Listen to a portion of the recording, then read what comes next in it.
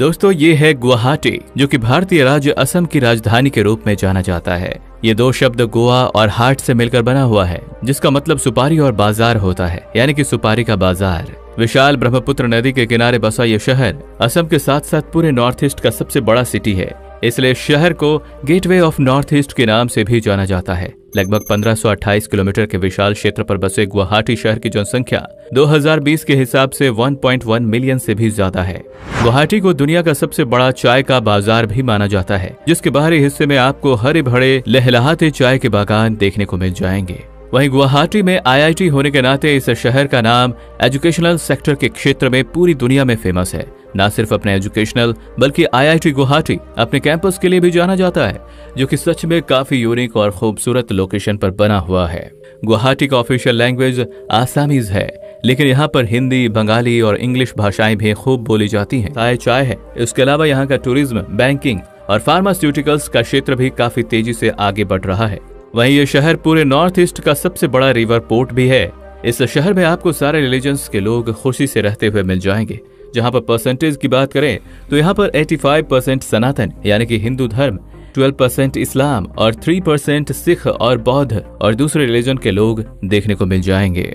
और आइए अब जरा हम गुवाहाटी के महत्वपूर्ण इतिहास पर नजर डालते हैं। तो गुवाहाटी के अस्तित्व से जुड़ी दंत कथाएं पौराणिक युग से जुड़ी हैं। भले इस शहर की उत्पत्ति को प्रमाणित करने के लिए ठोस सबूत कोई उपलब्ध नहीं है। हालांकि प्राचीन काल में इस नगर को प्रागज्योतिषपुर के नाम से भी जाना जाता था, जो कि तत्कालीन कामरूप की राजधानी थी। वहीं महाभारत की माने तो एक समय ऐसा भी था जब गुवाहाटी नरकासुर और भगदत्त की राजधानी हुआ करती थी। गुवाहाटी के भीतर नीलांचल पहाड़ियों में देवी कामाख्या का एक प्राचीन शक्ति मंदिर हुआ करता था।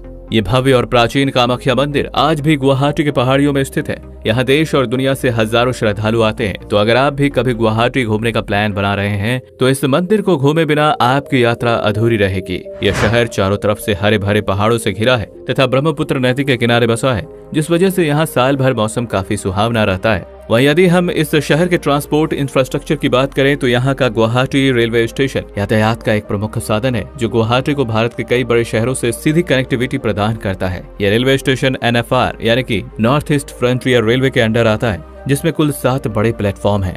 तथा इसके अलावा गुवाहाटी का अपना खुद का एक इंटरनेशनल एयरपोर्ट भी है, जो कि लोकप्रिय गोपीनाथ बारडोलाई अंतर्राष्ट्रीय हवाई अड्डे के नाम से जाना जाता है, जो गुवाहाटी के सिटी सेंटर से तकरीबन 18 किलोमीटर के शॉर्ट डिस्टेंस पे मौजूद है।